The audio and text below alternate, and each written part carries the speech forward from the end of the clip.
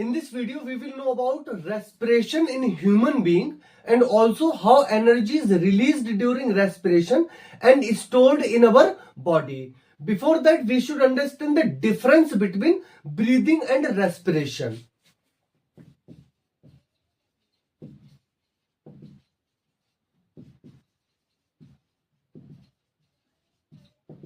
Breathing is the process of inhaling and exhaling the air, means सांस को अंदर लेना और बाहर छोड़ना। इस प्रोसेस को ब्रीदिंग बोला जाता है, जिसमें हमारा रेस्पिरेटरी सिस्टम इन्वॉल्व होता है सिर्फ, और कोई भी केमिकल रिएक्शन नहीं होता है। That's why it is called a physical process.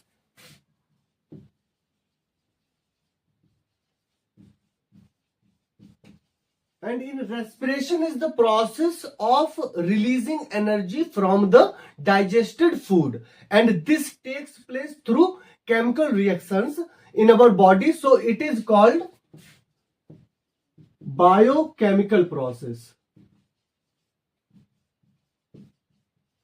अब जो रेस्पिरेशन से एनर्जी रिलीज होती है, उस एनर्जी को हमारी बॉडी की सेल्स कैसे स्टोर करती है।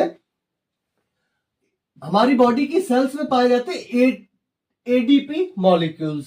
ये एडीपी मॉलिक्यूल्स एडेनोसिन डाइफॉस्फेट होते हैं और पाए जाते हैं इनऑर्गेनिक फॉस्फेट प्लस एनर्जी। तो अब जो एडीपी होता है, इनमें लो एनर्जी कंटेंट होता है। अब ये क्या करते हैं, लो एनर्जी कंटेंट के साथ में एक एटम लेते हैं इनऑर्गेनिक फास्फोरस का, और एनर्जी दोनों के साथ में फॉर्म करते हैं एटीपी। ये डाइफॉस्फेट और ये triphosphate, adenosine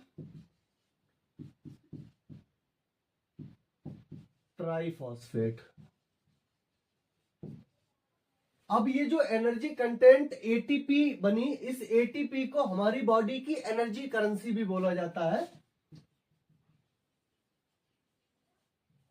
energy currency of our body. अब जब ये स्टोर्ड हो जाती है एनर्जी, और जब भी हमारी सेल्स को एनर्जी की जरूरत होती है, तो क्या करती है, एटीपी को वाटर के साथ मिक्स करके again this reaction reversal forming ADP plus inorganic phosphate plus energy, और इस एनर्जी को वो सेल्स में यूटिलाइज कर ली जाती है।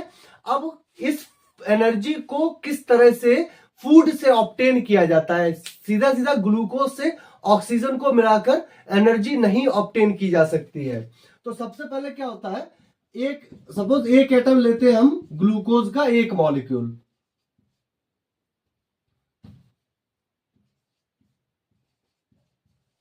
अब एक ग्लूकोज का मॉलिक्यूल पहुंचता है हमारे बॉडी के सेल के साइटोप्लाज्म में।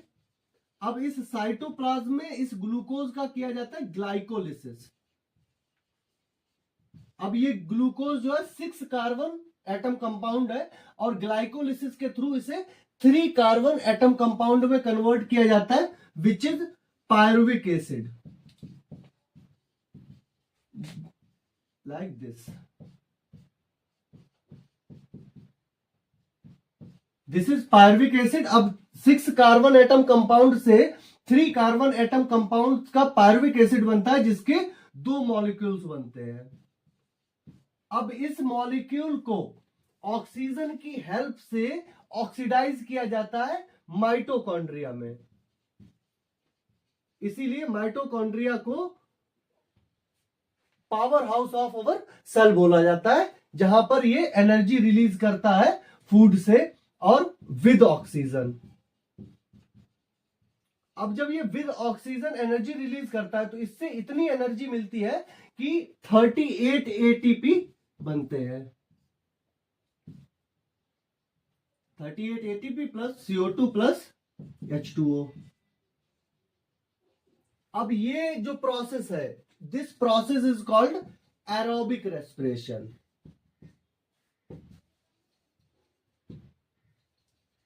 जिसमें ऑक्सीजन की हेल्प से ऑक्सीडाइज किया जाता है।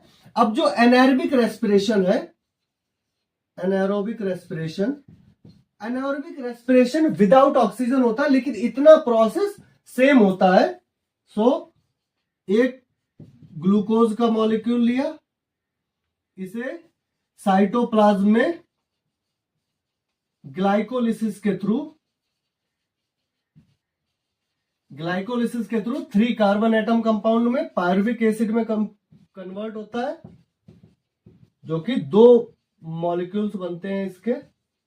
अब इसके बाद हमारी बॉडी में जो एनारोबिक रेस्पिरेशन होता है वो सिर्फ मसल टिश्यू में होता है,